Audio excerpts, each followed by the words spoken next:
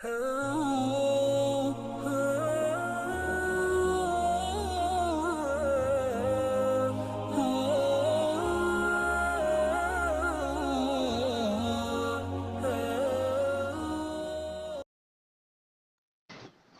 لله رب العالمين والصلاة والسلام على رسوله الكريم وعلى آله وأصحابه أجمعين أما بعد رب زدني علما رب زدني علما. آج کا ہمارا لیکچر نمبر 5، جس کا موضوع ہے ٹائم مینجمنٹ، یعنی کہ آپ نے اپنے وقت کو کیسے مؤثر بنانا ہے، آپ نے اپنے وقت کو کیسے استعمال میں لانا ہے، آپ نے رمضان المبارک کے متعلق شیڈول کیسے بنانا ہے. میں جو لیکچر ریکارڈ کر رہا ہوں ایک پرفضا ماحول ہے، پرندے، درخت، نیچرل بیوٹی کے اندر یہ لیکچر ریکارڈ کیا جا رہا ہے. تو اس کورس کی خصوصیت یہ ہے کہ یہ لیکچرز ریکارڈ ہوئے ہیں ایک خوبصورت سے گاؤں میں، تو بڑی اس کی اعزاز کی بات ہے. تو یہ مجھے بہت، ہمیشہ جب بھی یہ وائس چلیں گی، ہر سال یہ لیکچرز چلیں گے، تو مجھے یاد رہے گا کہ اس کا کام میرے آبائی علاقے میں ہوا.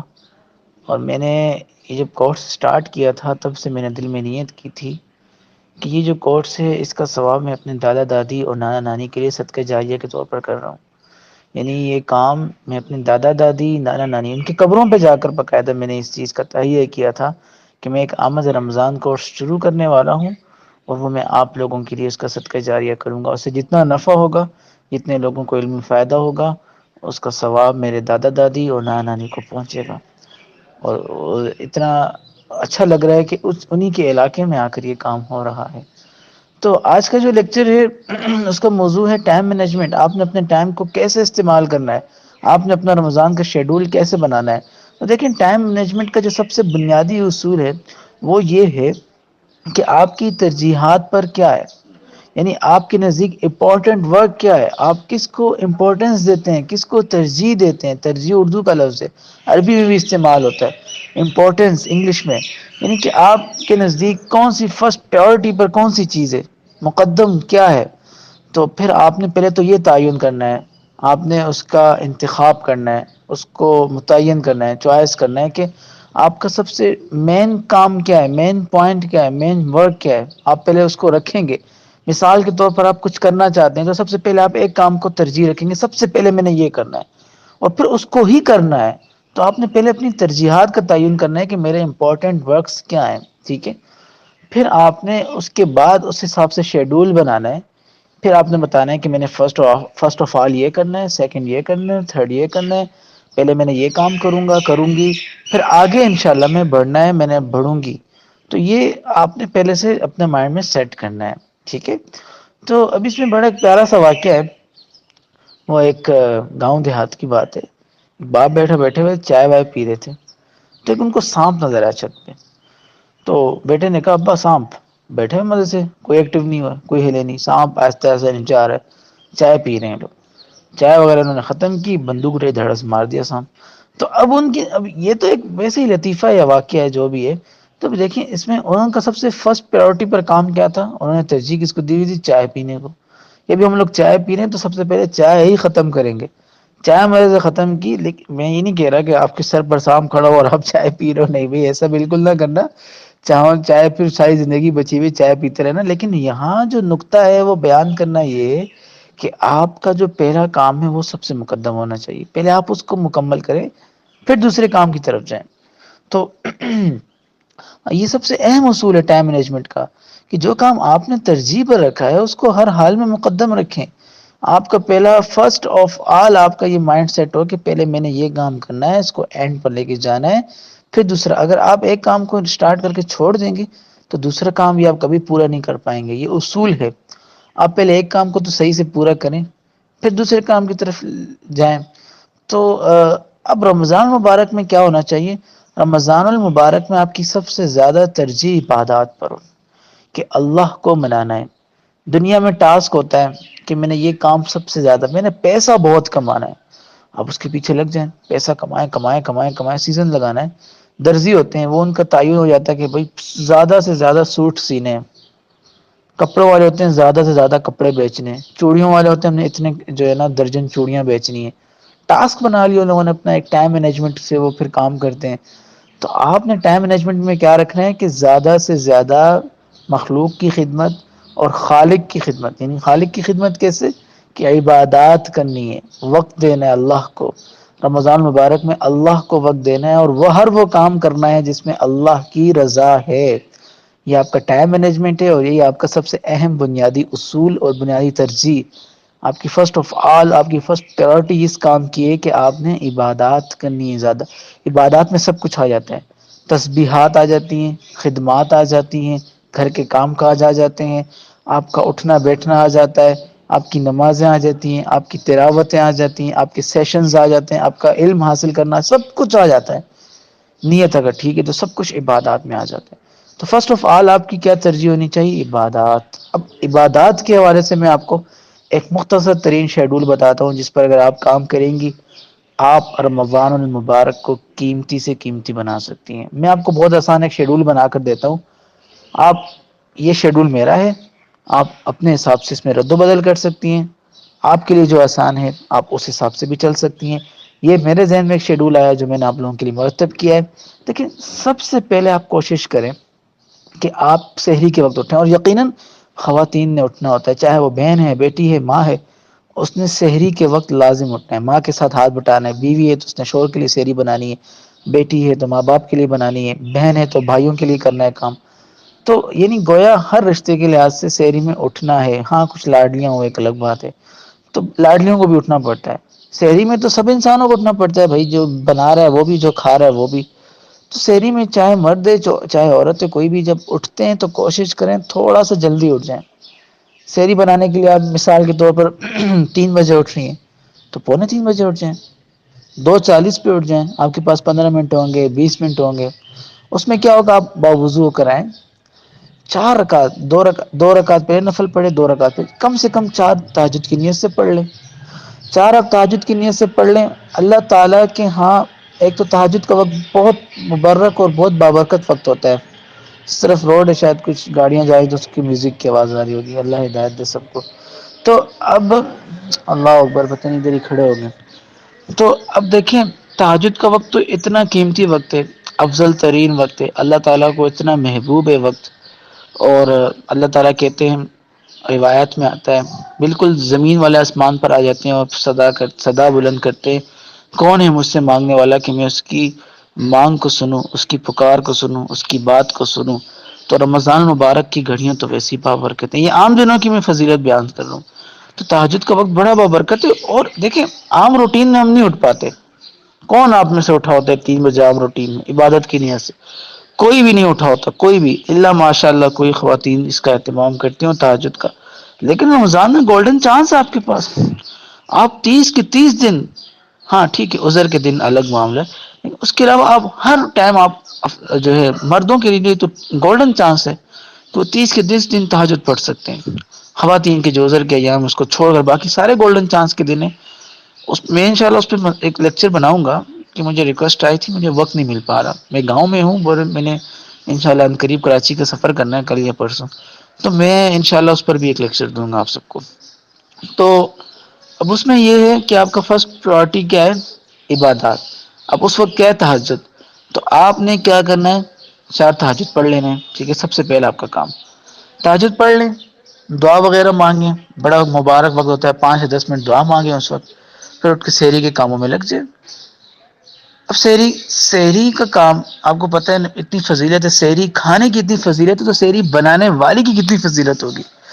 نبی صلی اللہ علیہ وسلم نے سحری کے کھانے کو افضل کھانا قرار دیا اور اس کو اجر والا کام دیا۔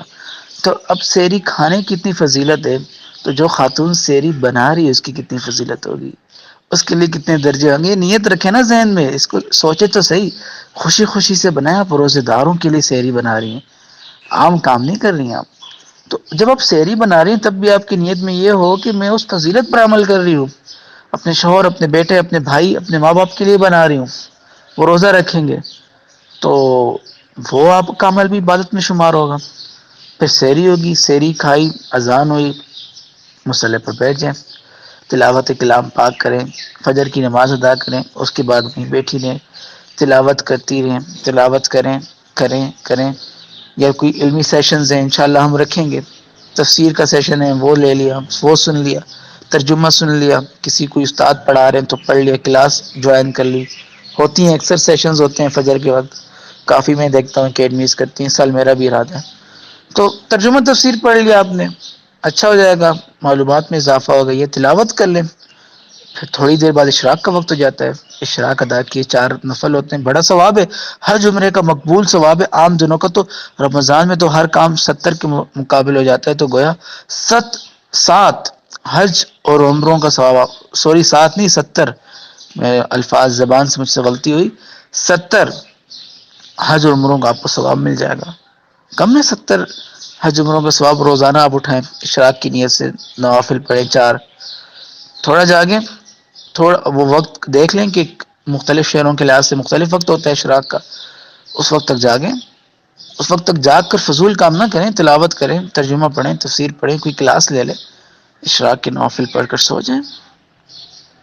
اس کے بعد چاشت ہوتے ہیں، چاشت کے نوافل ہوتے ہیں، اگر آپ خیر اس میں تو نہیں کوئی اٹھ پاتا، خیر ہے کوئی بات نہیں، اٹھیں بعد میں اٹھیں، اگر 10 بجے آنکھ کھل جاتی ہے تو چاشت کے نوافل پڑھ سکتی ہیں آپ، 9:30 10 بجے آپ پڑھ سکتی ہیں، ٹائم ہوتا ہے وہ، نہیں اٹھے خیر کوئی بات نہیں، ظہر کے وقت تو آپ اٹھیں گے انشاءاللہ، ظہر کے وقت اٹھے آپ، فریش ہوئے، فریش ہیں، کچھ کام کاج ہوتے ہیں گھر کے وہ کر لیے، ظہر کی نماز کا ٹائم ہے، بیٹھ گئے مصلی پر تلاوت وغیرہ کریں، ظہر کی نماز ادا کی بیٹھے رہیں، تلاوت پڑھتی رہیں، آدھا 1 گھنٹہ تلاوت کریں، ٹاسک بنائیں کہ 2 قرآن ختم کرنے، 1 قرآن ختم کرنے، اس حساب سے سیٹ کر لیں، اتنے صفحات پڑھیں گی تو آپ 1 قرآن ختم کر سکیں گی، اور اس کو ہر حال میں کرنا ہے، ابھی چھوڑ دیا نا بات دوسری میں پڑھوں گی تو پھر رہ گیا، تلاوت کی دعا مانگی اٹھ گئے، سیشنز ہیں جوائن کیے، گھر کے کام کاج ہیں وہ کیے، ٹھیک ہے، ٹائم ہے آپ کے پاس، اس کے بعد کوئی نہیں، بہت کم لوگ سوتے ہیں،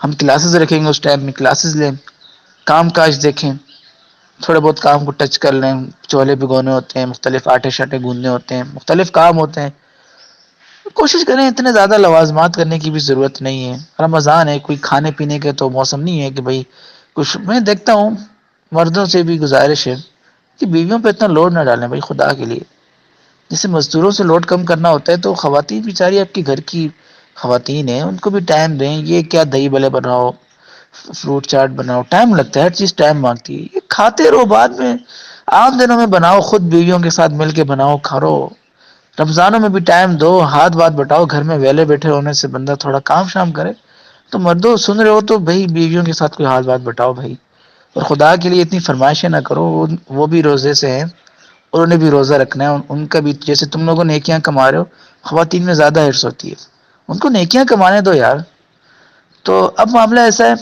کہ آپ لوگوں نے کیا کرنا ہے، وہ جو ٹائم ہے آپ کے پاس عصر تک کا، تلاوت آپ نے اچھی خاصی کی، دعائیں مانگی آپ نے بالخصوص، عصر کا وقت آ گیا، عصر کے بعد ٹائم بہت کم ہوتا ہے کیونکہ افطاری بالکل سر پر ہوتی ہے، عصر کی نماز پڑھی، تھوڑی سی تلاوت کی، لیکن تلاوت دیکھیں ہر نماز کے بعد کرنی ہے، کریں گے تو روٹین رہے گی ورنہ نہیں رہے گی، 2 صفحے پڑھیں 3 پڑھیں لیکن پڑھنا ہے ضرور، ٹاسک بنا لیں، 1 قرآن ختم کرنا یا 2 کرنے، 2 تو کم سے کم کریں، جو خواتین سلو ہیں وہ 1 کر لیں، ٹھیک ہے کوئی مسئلہ نہیں، لگ جائے افطاری کے کاموں میں، آپ کو پتہ ہے روزے دار کو افطار کرانا کتنا ثواب کا کام ہے، آپ روزے داروں کے لیے افطاری بنا رہی ہیں، کوئی معمولی کام نہیں ہے، میں کہتا ہوں ہر کام رمضان کا عبادت ہے، سونا بھی عبادت ہے، آپ کو پتہ ہے رمضان میں سونا بھی عبادت ہے، گناہوں سے بچ رہا ہوتا ہے انسان، اس نیت سے سونا کہ میں گناہوں سے بچوں گی، سونا بھی آپ کا عبادت ہے، اور کیا ہے گولڈن چانس،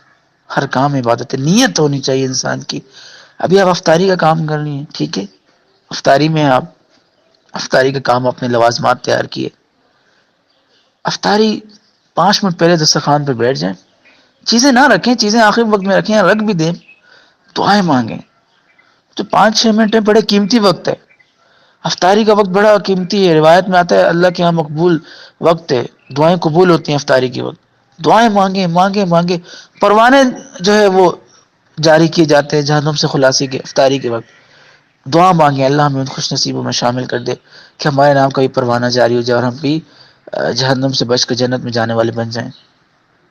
پھر کیا ہوگا؟ افطاری ہوگی، نماز ادا کی، کوشش کریں 4 نفل ہوتے ہیں، 4 سے 6 ہوتے ہیں اس کے اوابین کے آپ نے پڑھ لیے، ٹھیک ہے.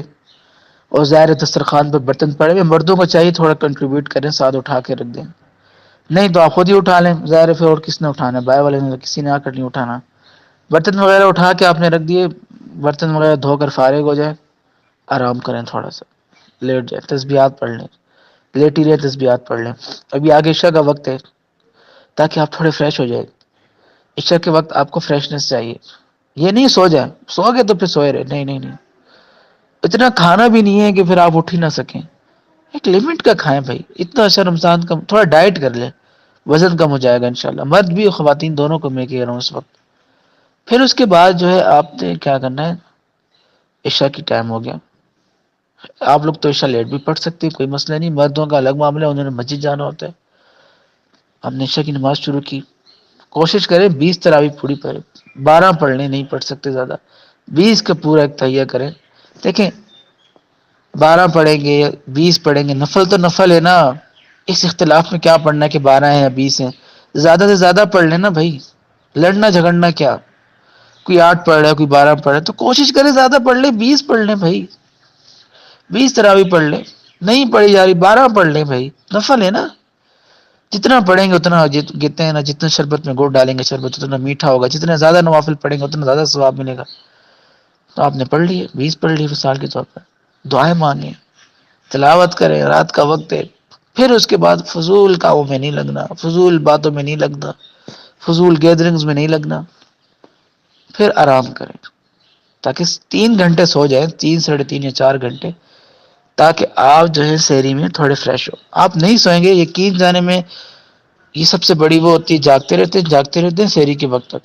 پھر کیا ہوتا ہے، سحری میں جھول رہے ہوتے ہیں، سحری بھی صحیح سے نہیں بنائی جاتی، عبادات بھی صحیح سے نہیں ہوتی. مجھے پتا ہے نا، میں نے ایکسپیرینس کیا ہے، کئی دفعہ ایکسپیرینس کیا ہے.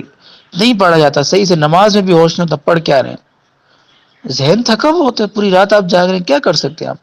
2 گھنٹے بھی آپ ریسٹ کر لیں، آپ کا ذہن فریش ہوتا ہے، لکھ کے لے لیں، آپ اٹھ جائیں گے انشاءاللہ. لیکن نیند اتنی ضروری ہے، 1 گھنٹہ بھی سو جائیں، 2 گھنٹہ بھی سو جائیں، فریش ہو جائیں گے. پھر وہی آگے صحیح روٹین جو میں نے پہلے بیان کی، اسی روز اسی روٹین پر چلیں.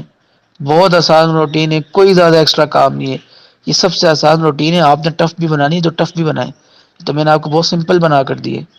اپنے حساب سے، اپنے طبیعت کے لحاظ سے، اپنی جدوجہد کے لحاظ سے سیٹ کریں. انشاءاللہ اس پہ بھی دیں گے کہ عذر کے ایام میں ہم رمضان کو کیسے قیمتی بنا سکتے ہیں، اس پر بھی انشاءاللہ تفصیلی لیکچر دیں گے. فی الحال کے لیے اتنا کافی ہے. تو میرے پاس 5-6 کمنٹس آئے تھے سیشنز کے حوالے سے کہ ساتھ جی ہم تیار ہیں، تفسیر کا آپ رکھیں، مزید انتظار کریں. میں نے 20 کی بات کی، 20 کمنٹ ابھی تک نہیں آئے میرے پاس، ممکن ہے وائس نہیں سنی ہوگی کسی نے. تو 20 کمنٹ آ جائیں، 5-6 آگے الحمد للہ کہ ہم تیار ہیں. 20 آ جائیں تو میں سیشن رکھوں گا تفسیر کا انشاءاللہ. تو اپنا خیال رکھیں، اللہ تعالی مجھے بھی آپ سب کو عمل کرنے والا بنائے. کچھ دعائیں ہیں گھر کے حوالے سے بھی ہے، دعا کریں اللہ تعالی معاملے میں کامیابی دے اور معاملہ حل ہو جائے. دعا کریں. سفر بھی ہیں میرے کراچی کی طرف، لمبے سفر ہیں، اس میں بھی دعا کریں اللہ تعالی آسانی والا معاملہ فرمائے. انشاءاللہ زندگی رہی، لیکچرز تو چل رہے، تو سیشنز بھی رکھیں گے انشاءاللہ. السلام علیکم.